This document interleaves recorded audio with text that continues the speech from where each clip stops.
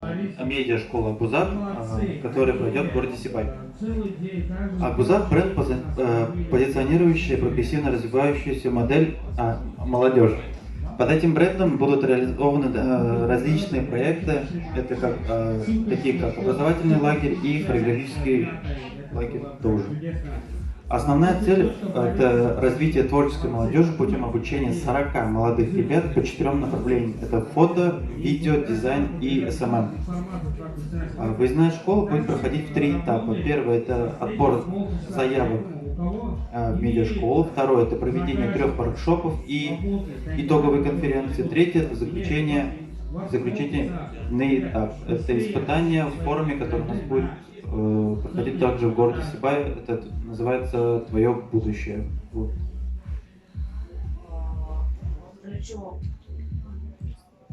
То есть получается, что вы хотите провести вот эту вот выездную школу для того, чтобы что потом ребята делали? В дальнейшем, чтобы испытали свои возможности, которые они,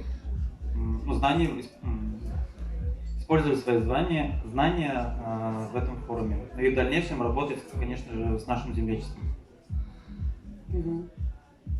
До света просто еще не дошла, неудобно без бумаги. Мы предоставим даже различные стажировки в наши региональные СМИ, которые обмен опытом произойдет между участниками и СМИ, радио, телевидение и так далее. То есть, если что, есть такие партнеры уже, да? Да. А подавали уже проект куда-нибудь? Да, я подавал. На Иволгу, да, в прошлом году? Нет, в этом году проходил нет. Ребята, еще раз информирую, кто участвует. Росмолодежь, который недавно проходил, да. Так, вы учите 40 ребят. Один фотоаппарат для чего нужен? Это для фото и видео, как раз для этого форума. Для форума. То есть, чтобы ребята уже могли участвовать, испытать. То есть, по сути, смотрите, вы проводите мероприятие, покупаете специально под него фотоаппарат, он потом будет лежать как оверлок у девушки, которая защищала проект с мероприятием про Великую Отечественную войну. Не проще ли вам реально нанять фотографа за 3000 рублей? По-любому кто-нибудь согласится. И вы сэкономите 28 000 рублей федерального бюджета. В принципе, можно, да. То есть, по сути, вам тут не сильно деньги-то нужны на этот проект. А на какие средства вы будете ребят кормить, организовывать им трансфер? Администрация, уже будем говорить конкретно с администрацией нашего города. С питанием мы уже решали этот вопрос. Я думаю, администрация нам разрешит. Так, хорошо.